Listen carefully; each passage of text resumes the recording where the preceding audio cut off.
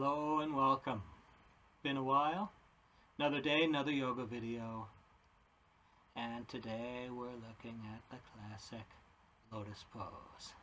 This pose is the image of yoga for so many people, for so many ads. Looking at 5,000 years in this discipline of yoga. And this is one of the most classic poses, one of the ultimate meditation poses, where people who have mastered it can sit in this pose for minutes, even hours at a time. The most critical element in mastering this pose is taking your time. Hip mobility develops over time, and this pose is one of the most ultimate expressions of hip mobility. It's what enables this folding of the legs without twisting of the knees. Let's take a quick look at the mechanics of it. So, it's pretty easy to fold the legs straight like this. Pretty easy to do. We know that the leg doesn't go sideways without damaging the knees. So how do we get the feet up there? How do we do that right? It's dependent on the mobility of the hips. I can fold my leg like this. We do this when we do the tree pose. In my class, we sometimes do the lotus tree. Put the foot up here and bring the knee back. Show you from a side view. Putting the foot up here and bringing the knee back. This is enabled by the mobility of the hip. So just one more time on the other side for the sake of making things even. This hip's a little looser than the other one. You'll find that's probably the case with you. It gets a little bit accentuated with me after a long bike ride, which I took before this. But, hey, it was a beautiful day for it. So, no complaining coming from here. Bringing the feet together.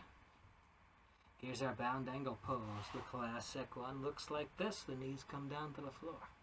What does it mean if your knees only go this far? It means they're not ready to come down to the floor yet. And it means we need some more practice and some more time. It does not mean you are any less accomplished or anything else. It means this is just where you are right now. So we pay attention to this. Do a little butterfly motion. This helps prime and oil those hip joints. The body does create natural oiling of the joints. The biggest weapon against stiff joints is movement. And they might be real stiff when we start. But when we get going, they continue to feel better. Alright, so if you can bring your knees down here, chances are excellent you can probably pop into this pose safely. But let's not rush. If you're able to do that, then you probably wouldn't be watching this.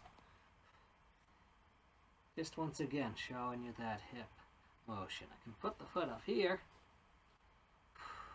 What allows this to come down to the floor is hip motion has been developed. The range of motion has been developed over time. I'll be very honest with you. I saw a cool picture in yoga journals of this person doing the lotus, and I wanted to be just like her. I said, I want to do that.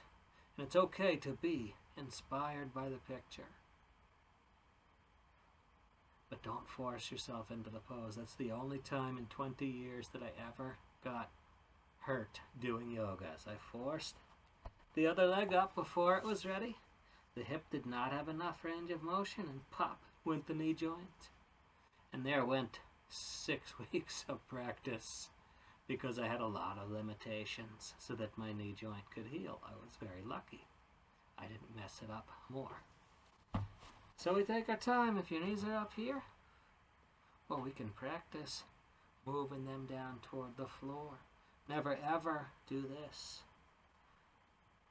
I saw at least one video where they were encouraging people to do this, but then that's forcing the hips beyond their natural range of motion. We're supposed to be able to move those knees down to the floor using our hips, not our hands.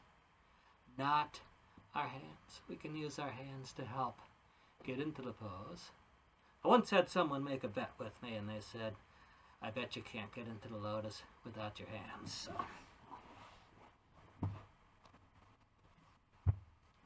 I did this and said to him, you never said I had to do it sitting down.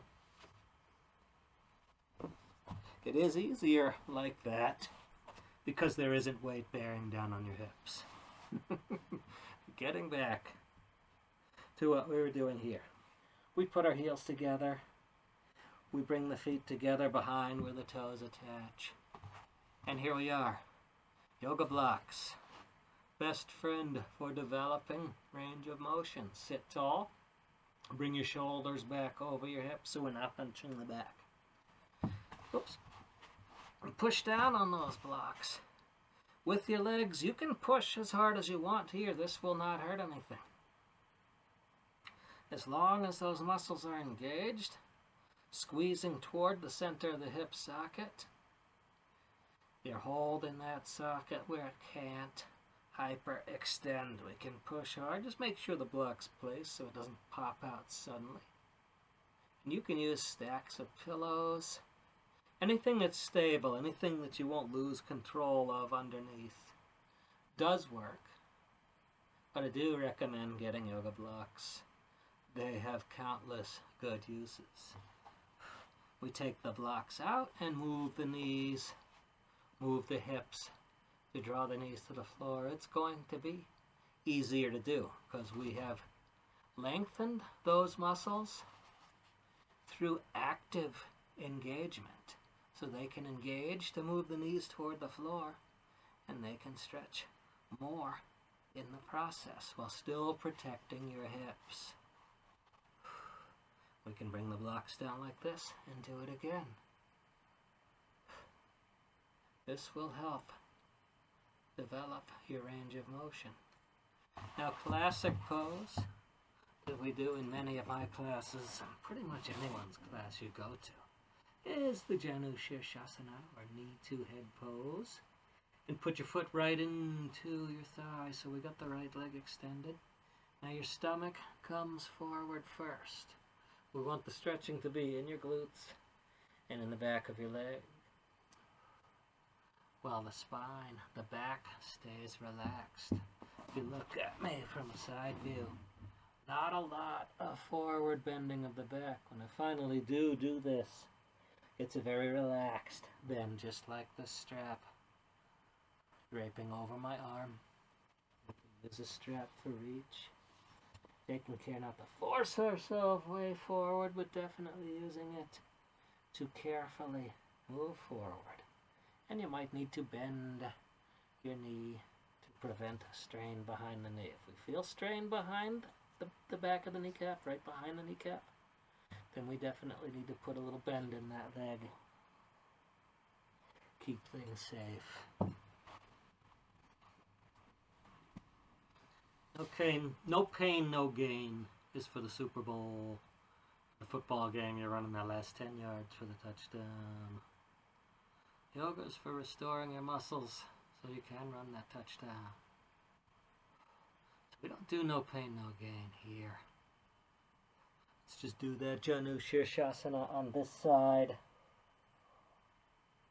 so we can keep things even. Always do the pose the same amount of time on both sides. One side's going to be harder than the other for a while with a lot of poses. But don't favor one side. The body has a way of evening things out. Do the same amount of time, both sides.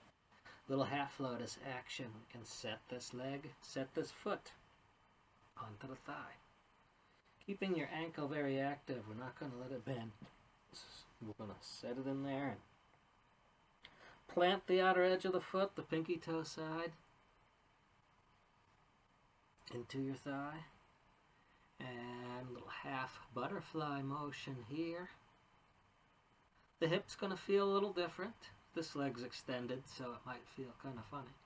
But it allows us to focus on this hip, and I get to know what this hip does. Remembering our yoga block. And if we need to put it way up, we can do that too. Yoga meets you wherever you are. You make the adjustments so it works for your body, not the person next to you, not the fancy person in the magazine. I am inspired by the pictures. I always have been. There's nothing wrong with that. But remember to be connected to your body. This is about you and your body.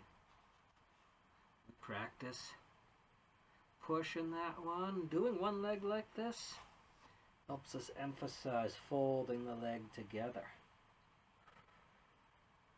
which we do very actively, to help protect that knee joint. So a little half lotus on this side. Pushing that block, opening that hip, strong, strong, strong. Strong. Whatever level we're at, we are strong. So we're strong in here, we're strong in here, and we're connected to the muscles. Push on down there. And this may take a while. It's going to take a while.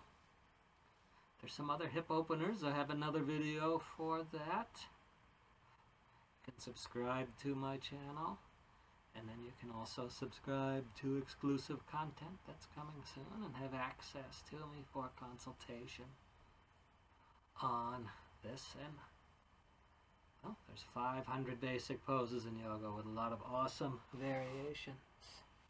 Now we can stack and do a half lotus, but let's make sure we're being careful because we don't want to force this leg down to the floor if it's not ready to go. We may need to just have a block there. Forcing one leg down is just as dangerous as forcing both legs down if they're not ready to go. So be very careful here. Do not attempt this if you cannot, when you're in this position, lift your leg back up. If it's falling down and you have no control, then it's not time to do this stage yet. Stay here. Stay here. Triangle pose is another good complement to this practice. But I'll be back in touch with you, hip openers.